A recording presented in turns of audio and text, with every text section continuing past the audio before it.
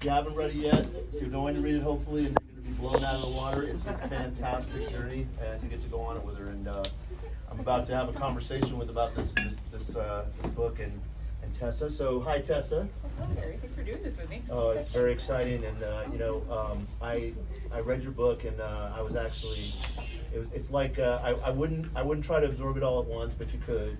If you're going to, I would break it up and then read it again, because it's an opening of a human being's heart and mind, and you will travel with that human being throughout this novel that you wrote, and it's illustrated page after page with beautiful illustrations of her family. So when did you decide that that's how you wanted to express the pain inside of you? At what point in your life did you say, I'm going to write a book, I'm going to write a memoir? When I couldn't run away from it. I made a really good faith effort.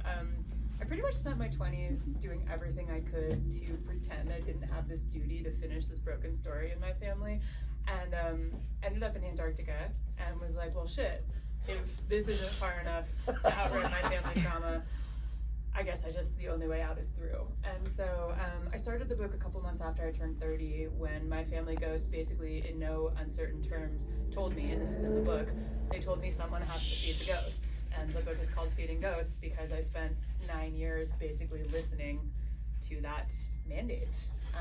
And I knew from the jump that I was going to have to tell it as a graphic novel, because it's basically using the scaffolding of what happened to my family to teach about 100 years of really depressing Chinese history. And so if I had done this as just a wordsies book, it would have been 900 pages and academic, and no one would read it. And so I taught myself to draw comics because I knew it was a way that I could bait and switch my readers into having to learn a lot of academic information without realizing I was making them do it.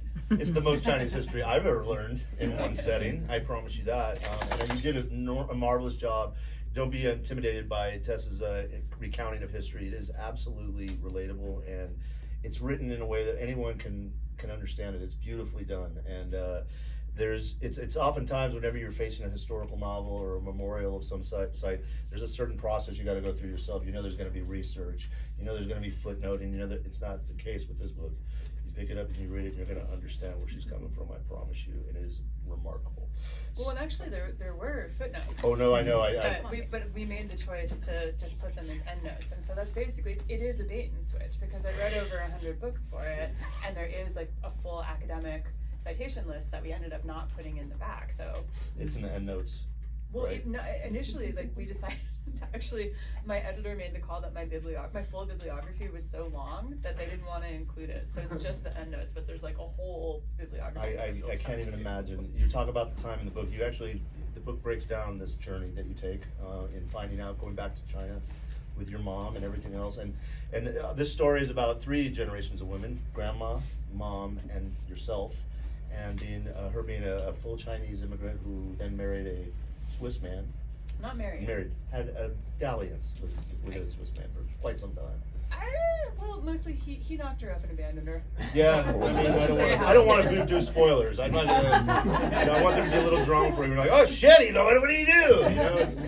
But it obviously there was a time when a lot of that happened in the world, and still does, and created the Eurasian people that you ultimately land on. At some point in the book, you have an epiphany about this group of people. So can you talk about that a little bit and what that was like?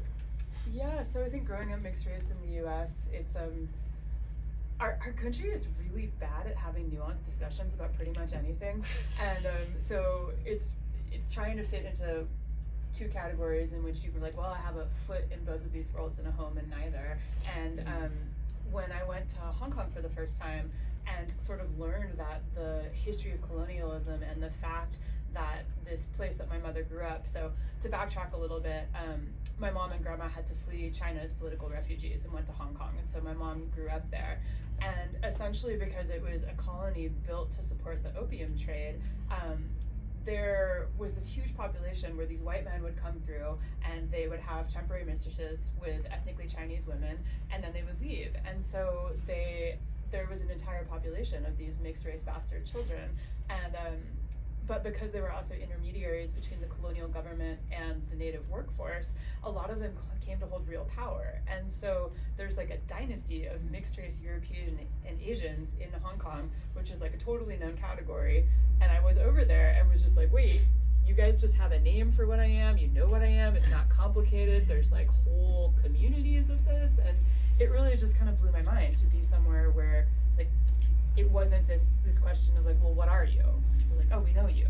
Was that a moment of relief? I mean, did you feel a certain kind of, what did you feel when you realized, hey, there are people for me? It was great. It was just, it's like, there's just so much shorthand where you're like, oh, I don't have to explain anything. There's no questions. It's just, there's actually a box I can check without it being an existential crisis. Well, that's great. But I'm going to talk about something. You have a character in the book, and somebody mentioned it earlier, and the cowboy, that it seems to be one of your aspects. And you know, I'm a Jungian guy. I like aspects. I think that you know, we all have these aspects we present to the world so that we can cope, however it is, whatever circumstance we're in.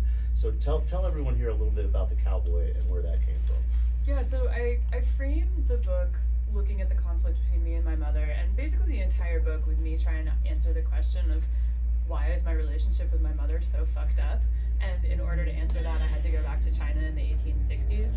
But to sort of frame that tension, I was looking at the way that we had these very irreconcilable divides in what we believed about family, duty, culture, love.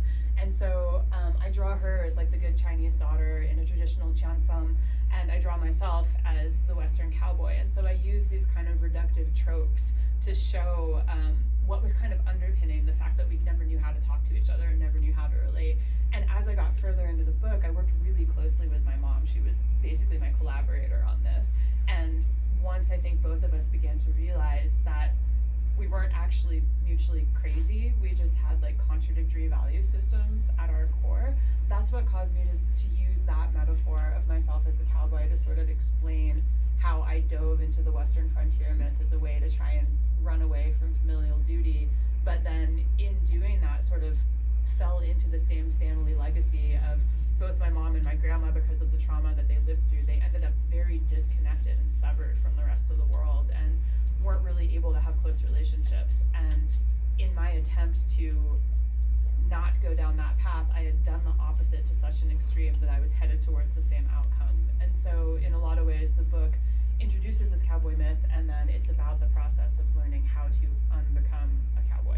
And you do a phenomenal job of that. I don't want to spoil it, but you do explore this in the end of this full circle kind of idea. And I thought that was the closure that brought was pretty powerful, as far as you take this aspect of yourself and then you fold it up. It's pretty neat how you do it. So you didn't when you read feel it, like you were the cowboy when you were living it. It came about when creating the book. I mean, I think the framing was kind of there. I write about it in the book when I was working down in Antarctica. There's a radio station down there, Ice 104.5, and there is a little closet full of 20,000 records that are all specifically played or pressed for planned military bases. So they're in manila sleeves, they have no album art, and everyone down there would be like desperately trying to find places where they could go be alone. Like, all you have to do is become a radio DJ, and then you have a key to the record room, and you can just go vinyl diving to your heart's content. And so that's where I fell in love with old high lonesome cowboy ballads, and I think that's when I started to really solidify that metaphor. So it's kind of both and. Yeah, but the myth of the cowboy, I think I started looking at it in a really different way when I knew that I was going to bring it into this book.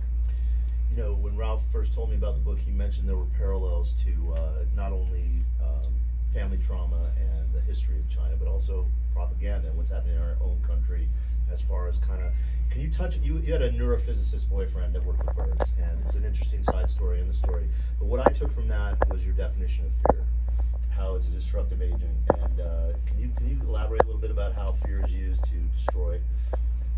Yeah, so basically, when the communists came to power in 1949, they shut down all of the newspapers, they closed all media, had complete control of basically any sort of printed version of reality.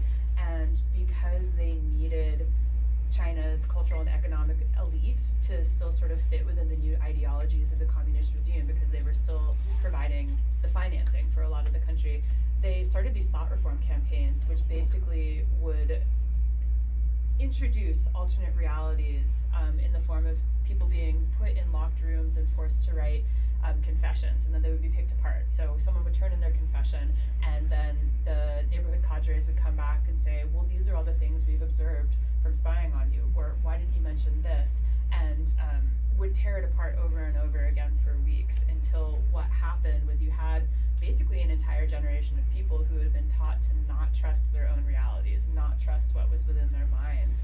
And it kind of created a wag the dog situation where everybody was writing what they knew the government needed to hear, and there was just such a state of paranoia where people stopped talking to each other, they stopped communicating, because they knew that any point of human contact that they had would become fodder for these interrogation sessions, and that lasted essentially a generation.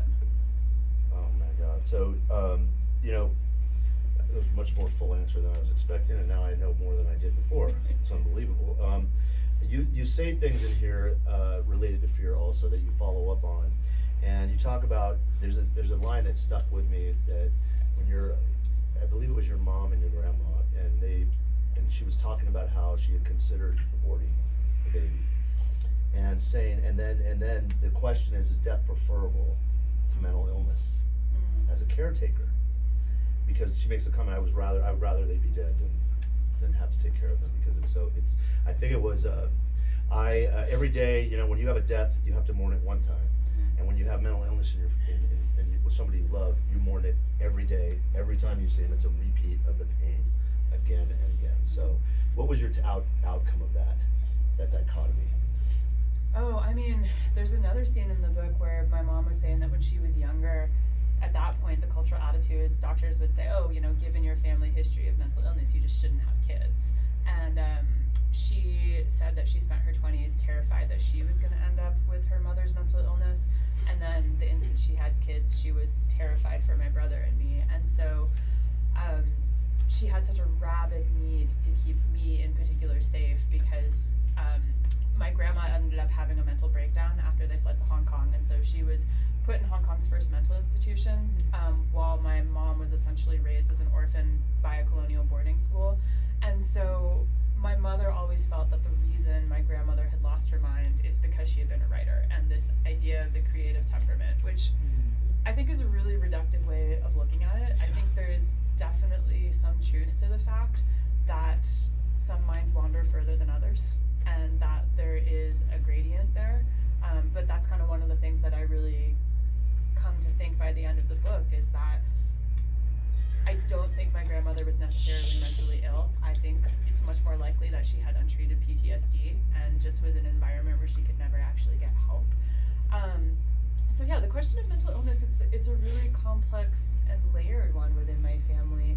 And I think what I came away with, it kind of ties in with your earlier question about fear, is that the fear of mental illness and how it played out within my relationship with my mother was ultimately far more destructive than I think any mental illness could have been. It became its own pathology. And I'm going to quote you. My mother's terror was a defining force of my childhood. Well, this resonated with me. It was very relatable to me. And, you know, I had to ask the question, because you do address it a little bit later on when you start to close the walls on this and come around the full turn and go, here's where I'm at now. There's a lot of healing that happens, yeah. I think, in this book. I describe it as healing because it was healing for me. There was a lot of trauma I've had, and I was related to a lot of the things in here. But let's talk about one of your solves. Even though you were running away, I find it interesting that you went to the wilderness on several occasions. You rode your bike over great distances in lonely places where I think a lot of parents would be scared shitless to let their kids go. Ghana is one great example. I mean, you know, you bike across Ghana, you bike across Mexico, you bike across Antarctica. You know, you're in all the, I don't know how much you bike. Well, not Antarctica. Yeah, you were there, in the middle of nowhere. Yes. But I mean, can you tell me how the wilderness? You know, for me, I know what I do for my process as far as what I do and how I do it. But movement is part of my process for sure. And if I am depressed, it's because I'm not moving. And usually that's when my depression sets in the worst, is when I'm static. So, what have you found? You know, with the riding and is that where you tap into your muse? Yeah, I think it's when do you all know the term knolling? Knolling. It's like when you take everything out and you put it at, like, you just take everything and you spread it out and you organize it, and you're kind of like, okay, where is everything? Where does it go? How many pens do I actually have? Where did I even get that? But it's like the idea is you take something and you neatly array it so you know where everything fits. And for me, I think being on a bike for multiple months and going on these multiple thousands of miles bike rides, it's when I null everything in my brain, and I need that much space. Yeah, I guess, yeah. Good. And for me, it's like I've always been somebody where my body teaches me everything. I'm a very kinetic person, and my body is so much smarter than my mind. And so I just have to get out of its way and trust that if I move it, it will solve whatever it is I'm trying to figure out. And so it's almost like when I go on these bike rides, it's taking a tangled ball of yarn and then just, I need like 3,000 miles to unspool it. Well, it works obviously for you. It does. And it's funny because I feel like being done with the book and needing to kind of reconnect. I was so burned out by the time I was done with this. I was just in a really scorched earth place with creativity, and it felt like I had really deeply damaged the most important relationship in any artist's life, which is the relationship with creativity. Yeah. And so I'm great now, but a lot of that is because I kind of went back to that foundation of I'm just gonna ride my bike. You have a beautiful analogy, the pinball machine. I love that analogy. I don't know, because I love pinball machines, probably has something to do with it. And also, I'll just throw a plug here for Vegas, the Pinball Hall of Fame. If you haven't been there, get there. It's the best way to spend $10 an hour that I've ever had. Okay, it's really a great place. But I used Pachenko one time in the same idea of being bounced around like this, and the flippers and just everything. So when you read the book, just make sure you're going to know now when you see this pinball. It's really unbelievable. I just thought it was a fantastic analogy. You really, there's so many things that spoke to me in here, but from my own childhood, from my own trauma, there was a line that just struck me, and I was just sitting there, and I was overwhelmed for a few minutes, and that was, why aren't you protecting me? Why aren't you protecting me? And I think that is a question that every child asks if they're forced into an adult position because they have to protect themselves or someone else, like your brother or your brother, anything where you're protecting someone else and you're out of your age for it.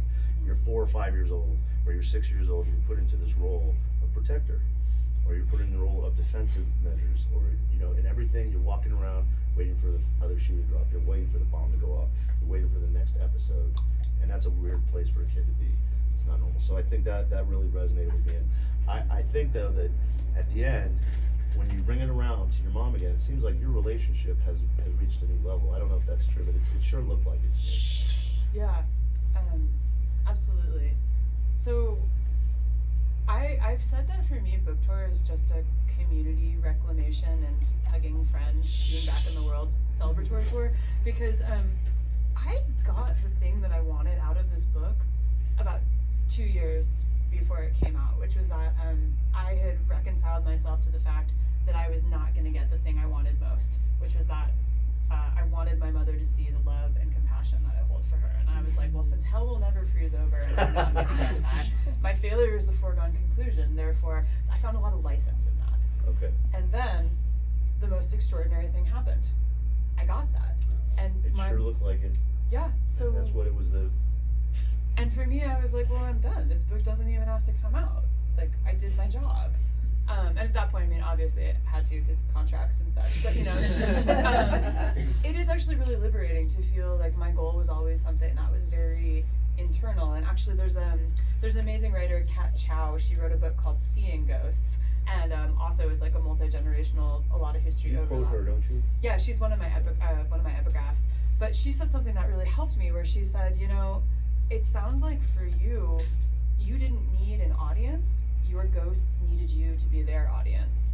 Mm-hmm. And I think that was very much why I did this, and part of why I felt like a little bit out of step with the publication hype process, because I'm just like, I don't care. That wasn't my motivation. But it is a business. Yeah, but to talk more about my relationship with my mom, this has been like a really a deeply moving and also heartbreaking gift, because my mom has dementia, and it's pretty advanced now, and it started going into a tailspin about 6 months before the book came out. And so she lives in still the same tiny town in Northern California that I grew up in, and so I go there every 6 weeks to 2 months at this point, and I'm stepping, like, my next frontier is becoming my mother's caretaker. And I think if we had had to enter this chapter together as a mother and daughter, if I hadn't done this, I can't imagine. yeah, and so I think even as she is definitely slipping away, and I think her ability to recognize me, we're kind of down to the waning period of time on that, but I think there is something on a heart level for us having walked this journey together where she trusts that I love her and I'm able to show up for her, and that never would have happened if I hadn't done this. You could feel the love for sure. Yeah. I mean, I felt love for your mom just by reading the book. I did, and you really feel for her journey. You really dove into the truth of it. And if there's one thing I can say about this book from my perspective is that it's authentic. It's very authentic, and I think that it hit me so hard because it's just the truth, and it's told in the most beautiful way. Can you tell us one more thing, because I know we don't have a lot of time, and I just want to get this out. Tell us about your process on this art. You taught yourself to draw comic books with this, right? Yes. And you explained why already, because you don't want to write a 900-page I did academic not. missive that everyone's going to use as a doorstop. So, But you've been an artist before. Yeah, so I was a painter and I was a writer. And so I maybe naively was like, oh, if I could paint and I can write, like, that pretty much means I know how to draw comics. And no, that's not true at all. But actually, I love the fact that you're a poet, because poetry was my gateway drug to comics. And so this is going to seem like that a is tangent. unusual. So this is the other thing that I'm kind of like an idea in being done with the book. I'm really returning to foundations in a lot of ways, and the things that have seemed like tangents in my life have always been the things that have led to the richest and truest foundations. And so poetry, that came about because 13 years ago I had been dating another polymath artist who worked in like an obnoxious number of disciplines, and I'm somebody, like, as a cowboy, if I break up with someone, I'm like, I need so much space. And we were both in Seattle, and I could not avoid my ex because I was like, fuck, we're all like painter, performer, writer, polymaths. And so I was like, there's got to be some creative discipline where I won't have to run into my ex all the time. And so I was like, poetry. And so I basically was like, hi, Seattle's poets. I'm just gonna hang out here for a while because I like still need to be around people who are thinking about craft and language and who are like reading to each other in rooms and bars.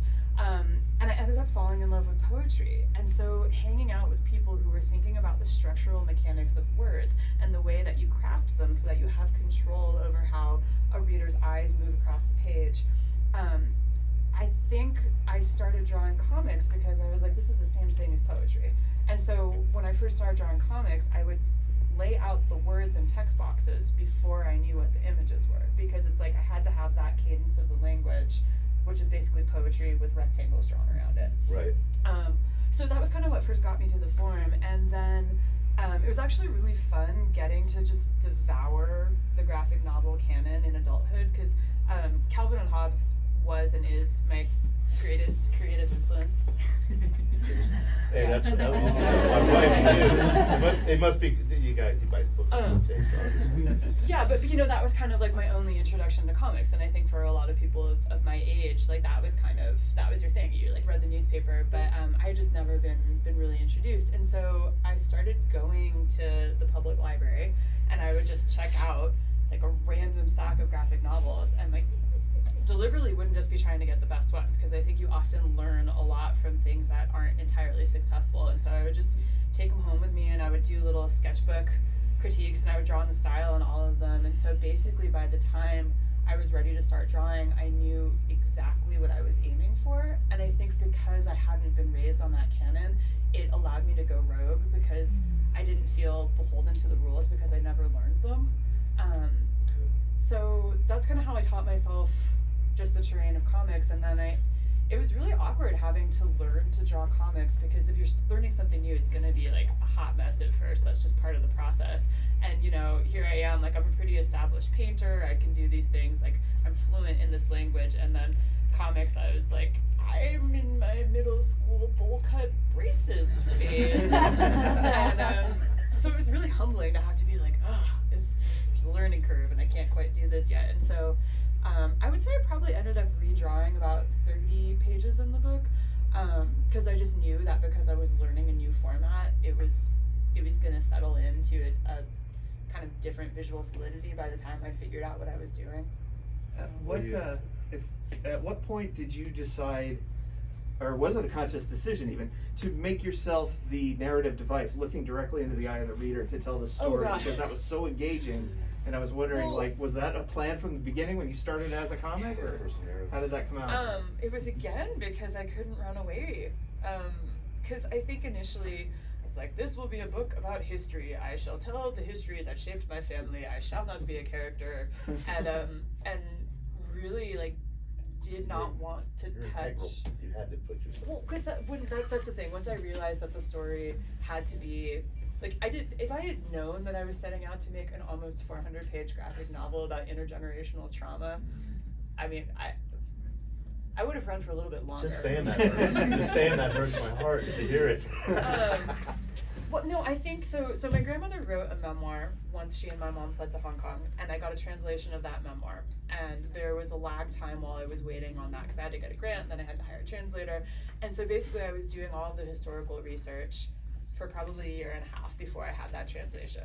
And then I read my grandmother's memoir and went, well, fuck, because it was a much more complicated, contradictory manuscript than I think I had expected, in that it really removed the cleanliness of the family myth, which is that my grandmother was just kind of this victim of history.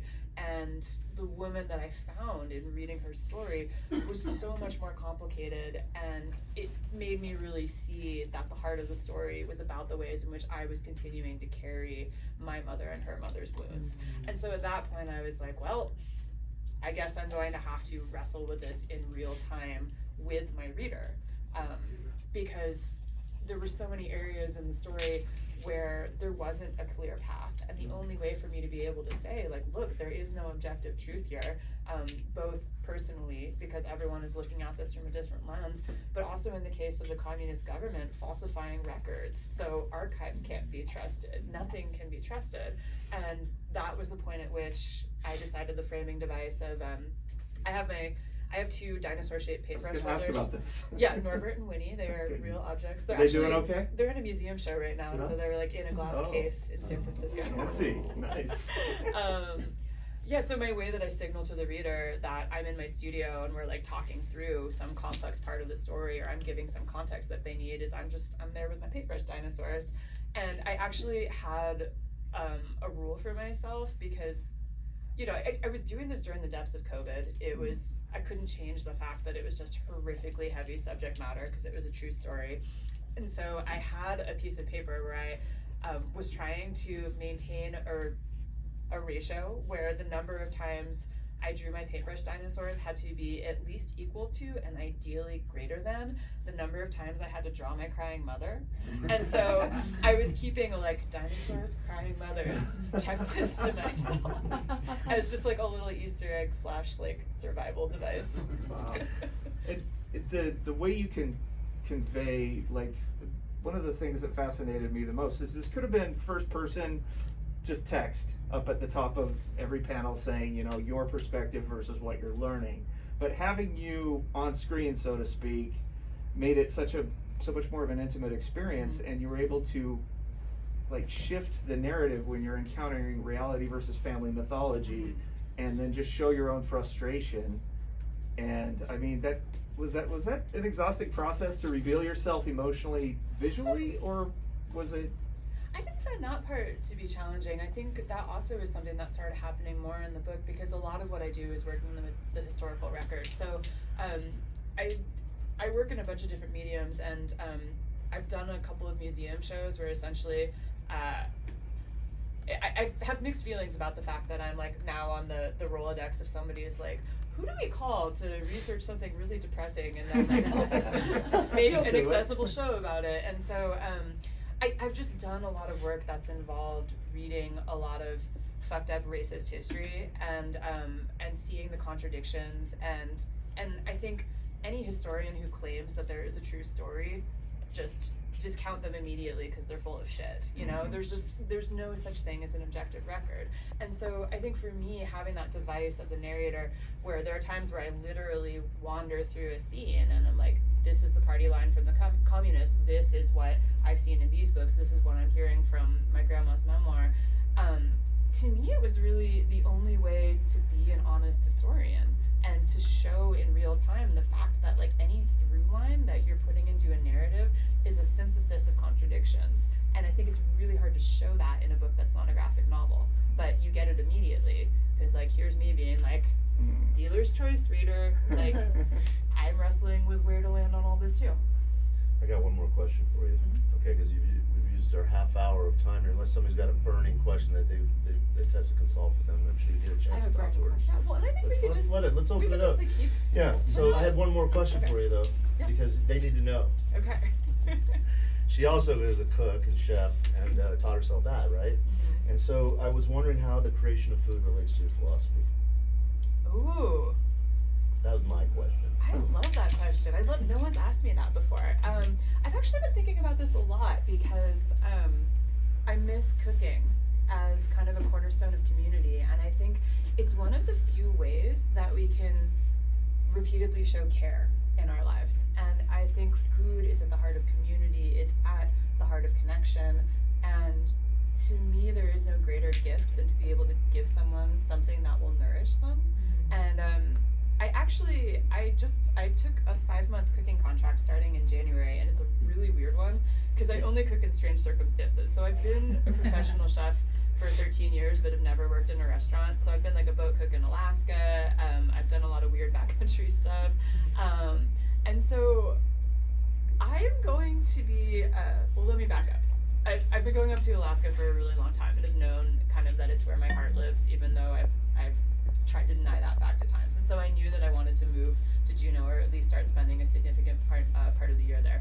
And so because it's the state capital, there is a private lounge in the heart of the Alaskan legislature that is only open for the elected officials. And because it's somewhere where their constituents can't bother them. And so a friend texted me and was like, I know this will never work with your crazy schedule, but, and then I was like, weirdly. So I'm gonna be a sous chef who's part of a 5 team of female chefs manning a private lounge where all of the Alaskan politicians speak when they think no one is listening. And the people who hired me have no idea what I actually do outside of cooking. And I'm just like, God, it's so wonderful. you guys have no idea what you The just next book's gonna be mighty good. Yeah, so anyways, that's kind of my next random adventure. I like that I have a similar idea about food and the way it draws us together. Yeah. And it's also the greatest kindness that you can commit. Yeah, And absolutely. we should commit it as often as possible, Yes. whenever we can. So, any other questions? I think some people had some. Oh, Tina, please. I had a question. remember. Thank you. Does the Chinese government know about this book? Like, what is your relationship with them today? That is a big unknown. I'm hoping I'm still somewhat flying under the radar, and I did when I last got a visa. I got a 10-year visa, and so I have a couple years left on that, and I think I would probably be able to go back to China while I still have that visa, but they likely will never renew my visa after that expires. And the book did sell in Taiwan, so there is a Chinese translation being worked on that is coming out probably late next year in 2026, and I am really curious to see what will happen when that lands, because my grandma's book was very much banned in China, and mine is definitely banned as well, but I don't know to what extent it's kind of on the radar of the government. If you do go back to China, just be careful. Yeah. Yeah. How do you feel about the possibility that after that bases up, you might not be able to go back? I think my mom's dementia in some ways has closed that door in a way that's almost like that's really the ending, because I do have some family still over there, but without my mom is kind of the bridge and the intermediary, and they're all very elderly at this point. One of the characters in the book is my great uncle, and he died of COVID, and so it's really kind of only a couple family members left. And I've never been to China like as a tourist. I've only gone for research and family, and so I think it would feel a little bit strange to me to go there for another reason. And with my mom no longer being able to travel, it seems like that link might have already been lost. The chapter that's kind of already ending. Is your cousin? Has he been out here in the United States? My cousin's come once, yeah. Okay. Yeah. That's cool. That was an interesting little meetup too, I thought. Thank you. Yeah. Anybody else? Let's put our hands together for Tessa Hall. Yeah. Can I show you like a little photo of people Oh, yeah, yeah. gathered, like a group photo?